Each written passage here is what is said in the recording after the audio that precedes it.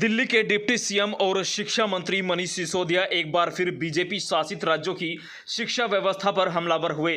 रविवार को मनीष सिसोदिया ने एक प्रेस कॉन्फ्रेंस कर कहा कि आज एक महत्वपूर्ण तथ्य रखने आया हूं। हाल में कई राज्यों में चुनाव हुए, 2 पार्टियों की सरकारें बनी।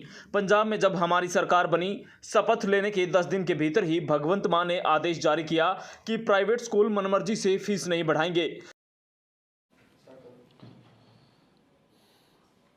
आज मैं आपके सामने एक बहुत महत्वपूर्ण तथ्य रखने आया हूं कि अभी हाल में कई राज्यों में चुनाव हुए और चुनाव के बाद 2 पार्टियों की सरकारें बनी। पंजाब में आम आदमी पार्टी की सरकार बनी, उत्तर प्रदेश और बाकी राज्यों में भारतीय जनता पार्टी की सरकार बनी। आज आप ये देखिए कि जब पंजाब में आम आदमी पार्टी की सरकार बनी, मनीष सिसोदिया ने बीजेपी पर निशाना साधते हुए कहा कि दूसरी तरफ यूपी की सरकार ने 10 दिन के भीतर ही आदेश पारित किया कि निजी स्कूलों को फीस के जरिए लूटने की खुली छूट है। उसके 10 दिन के अंदर अंदर उन्होंने आदेश दिया कि पंजाब का कोई भी प्राइवेट स्कूल मन मर्जी से फीस नहीं बढ़ाएगा, पेरेंट्स को कोई दुखी नहीं करेगा। बहुत महंगाई है, लोगों की नौकरियां गई हैं। पंजाब में प्राइवेट स्कूलों की फीस रोकने का आदेश, फीस बढ़ाने का रोकने का आदेश उन्होंने पास किया। दूसरी तरफ उत्तर प्रदेश में भी बीजेपी की सरकार बनी, 25 मार्च को इनकी सरकार बनी। 10 दिन के अंदर अंदर बीजेपी की सरकार ने क्या किया? बीजेपी की सरकार ने आदेश पारित किया कि प्राइवेट स्कूलों को फीस बढ़ाने की, पेरेंट्स को लूटने की अब खुली छूट है। एक तरफ आम आदमी पार्टी की सरकार बनती है उसी चुनाव में और पंजाब में आदेश पारित करती है कि प्राइवेट स्कूलों को मनमानी से फीस नहीं बढ़ाने दी जाएगी, और दूसरी तरफ भारतीय जनता पार्टी की उत्तर प्रदेश में सरकार बनती है और वो कहती है कि अब तो चुनाव हो गए, अब प्राइवेट स्कूलों को खुली छूट है फीस बढ़ाने की। सरकारी स्कूल भारतीय जनता पार्टी से ठीक हो नहीं रहे। पूरी तरह से सरकारी स्कूल इन्होंने बर्बाद कर दिए, बंद कर दिए, बेच दिए और प्राइवेट स्कूलों को खुली छूट दे रहे हैं कि फीस बढ़ाओ। फिर आम आदमी जाएगा कहां? इतनी महंगाई हो रही है, लोगों की नौकरियां नहीं है, आम आदमी कहां जाएगा? इधर केजरीवाल मॉडल ऑफ गवर्नेंस पे काम करते हुए भगवंत मान जी जो पंजाब के मुख्यमंत्री हैं, उन्होंने सरकार बनते ही प्राइवेट स्कूलों की फीस बढ़ने से रोका कि मनमर्जी से नहीं बढ़ाओगे, और उधर उन्होंने प्राइवेट स्कूलों को खुली छूट दी। जिस तरह से दिल्ली में पिछले 7 साल में प्राइवेट स्कूलों की फीस को मनमाने तरीके से बढ़ाने से रोका गया। इसके पहले दिल्ली में भी हर साल मनमर्जी से कोई भी प्राइवेट स्कूल कितनी फीस बढ़ा देता था। कोई 10%, 15%, 30% तक फीस बढ़ा देते थे। कुछ लोग तो 2 डेढ़ गुनी फीस कर देते थे।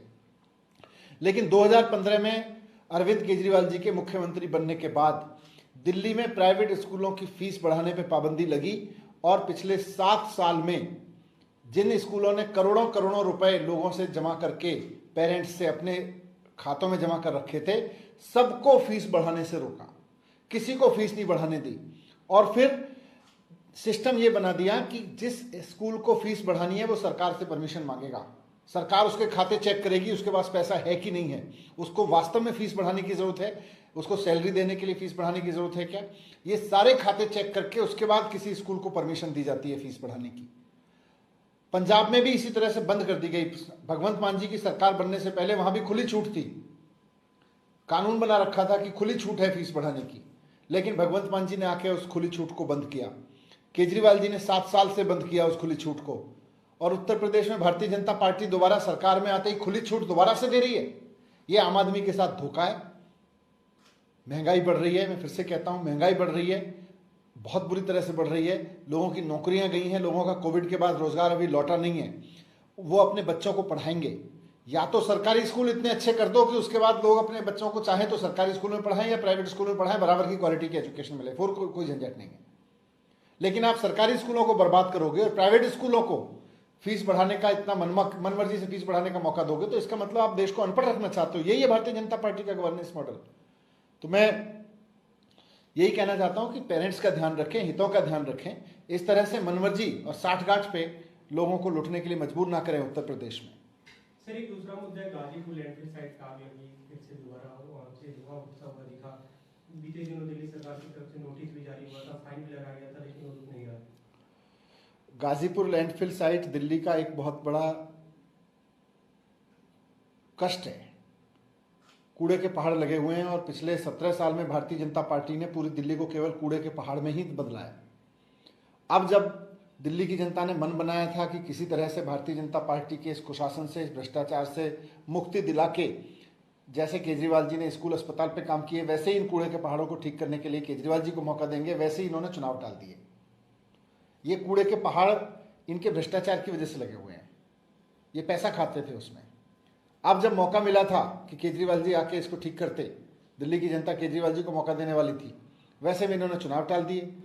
तो चुनाव करवाएं, हम इसको तुरंत ठीक करेंगे। Bureau report, news broadcast.